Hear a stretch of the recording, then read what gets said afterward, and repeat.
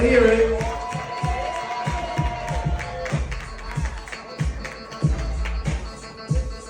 What's up, Brooklyn? Yeah, what's up? Give it up for Mike and all the comics that have been up here. Awesome. I love this place. It's so dope, isn't it? Right. Yes, there's no punchline to that. I just love it. My name's Megan Rose. I'm 35 years old. I'm single. I feel like I missed out on the first round of marriages, so now I'm waiting out on the first round of divorces to find my husband. Yeah. It's a real thing. And like when it comes to dating, I feel like I'm deaf and blind. You know what I mean? I feel like I'm like Helen Keller or something. You know? And did you guys know that Helen Keller coined the phrase, when one door closes, another door opens? Isn't that amazing? How does she know? Right, how did she know? I don't know. I really feel like I can relate to her though, because like, this one guy I dated, he reminded me a lot of the clothes I buy at Shein. Yeah, because he was cheap. And he was too small. And he took forever to come. Yes. I'm like, yes, it is Shein. I'm like, what is taking so long? I thought I ordered Express. You know? Then I dated this other guy, and I actually just recently found out that he passed away. I know, which was really sad. But it's also kind of good because I've been trying to get my body count down. Yeah, so -1, I guess. The last guy that I dated, it didn't work out. Well, we weren't actually dating. He had just looked at me one time and smiled. So I was like, ooh, we're getting married. I should have known it wasn't going to work out though, because he was like double my age. And my friend came up to me one time and she was like, how can you date someone that much older than you? And I'm like, you don't get it, Sarah. You still have grandparents. It's a granddaddy issue. You know? Dating someone that much older than me, though, kind of reminds me of dating a Make-A-Wish kid. I know. I feel like I'm his Disneyland. Yeah, this girl gets it. Yeah, it's like you just gotta let him ride the rides one last time. That's all I'm saying. So yeah, I'm single. I really like guys with beards. Anyone else? Yeah, you like guys with beards? Only a few of us? Okay, I get it. Here, I get what you guys are saying, because the thing about dating guys with beards is like you never know what's underneath them. Right? Like I dated this one guy, and after 3 months, he cut it off, and I felt so deceived. Because he had no chin.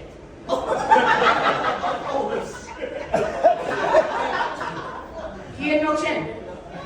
I'm like, could you imagine if I was pregnant with his child and then he shaved his beard? I'd have to abort it. I know, listen, I'm thinking of the child because life would be very hard for them. How would they fold shirts? Put pillowcases on pillows? You know? Yeah, so I'm from Rochester. I really love New York City. You see a lot of wild stuff. Like the other day I was at a bar and I walked in on this girl and she was snorting Percocets. I know, it was crazy. And I know because she told me, she was like, don't worry though, they're prescribed. Yeah. She's like, not to me though. Yeah. It's like, oh, did the doctor like crush them up for you too? I don't know. Then she found out I own a cleaning company and she wanted me to hire her. I was like, right, that's what I said. I was like, maybe if that was Adderall, you know? I don't want someone who's gonna be falling asleep on the job. Right, thank you. The person who said, yeah, I get it too, yeah, thank you. I do own a cleaning company. I love it. I met a competitor the other day and the name of her company was A Woman's Touch. And I'm like, I know an underground prostitution ring when I hear one. Like, she's got to be leaving all of her clients with a happy ending. You know? I can't compete with that. But I ended up being legitimate, and her slogan was, there's nothing like a woman's touch. And I'm like, well, that's actually really cute. Like, my slogan is, we'll clean the shit out of your toilets. you know? Sometimes owning a business can be difficult. Like I had an employee call off on her second day of work, so I let her go.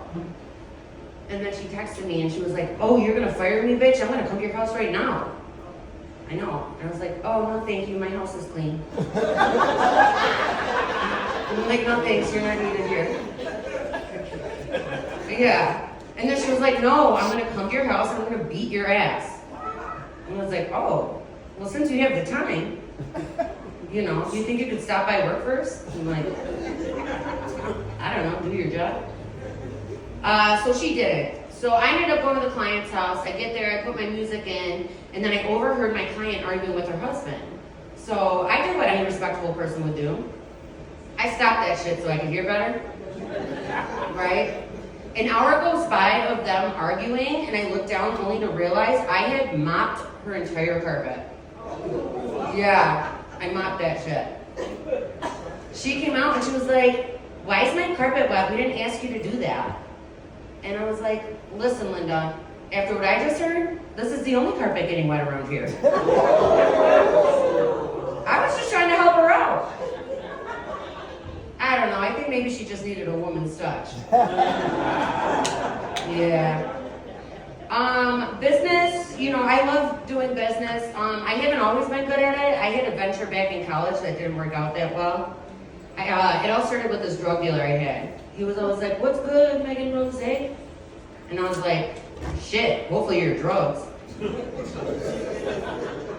Right. You know, because he was charging me at the ass for them. I didn't even know this, but I guess like there's some unwritten rule that you get charged more in the hood if you're white.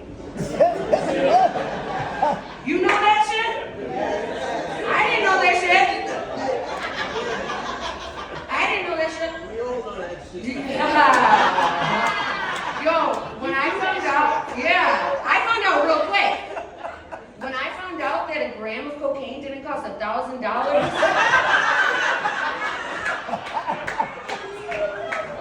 I was like, what the fuck? I'm like, that's like $200 per sniff. You know, like this Coke bag should not cost as much as my Coach bag. But then I started thinking about it. I'm like, he's making a lot of money. I should try to sell drugs. I know so many white people. You know? But I didn't know what I was doing. So I just Googled it. You know? I'm like, Google, how do I become a track queen? And then Google just started pitting Biggie's 10 Crack Commandments. I'm like, commandments? This is a sign from God. Right? So I got the drugs, I'm listening to the song. He's like, numero uno, never let no one know how much dough you hold. I'm like, well, that's easy, because I ain't got shit. Rule number 2, never let them know your next move. I'm like, well, that's easy too, because I don't even know that shit. Rule number 3, never trust nobody. I'm like, I'm about to be the best drug dealer ever. Then I got to rule number 4. I know you heard this before. Never get high on your own supply. And I was like, oh, fuck. Like, he really should have put that as rule number 1. You know what I'm saying? Because by the time I got to rule number 4, I got high on all my fucking supply. I took a little cocation. My drug dealer was pissed though. He was like, what the fuck, Megan? I got you those drugs for the low so you could come up. And I was like, man, I definitely came up. I've been up like 5 fucking days. All right, thank you guys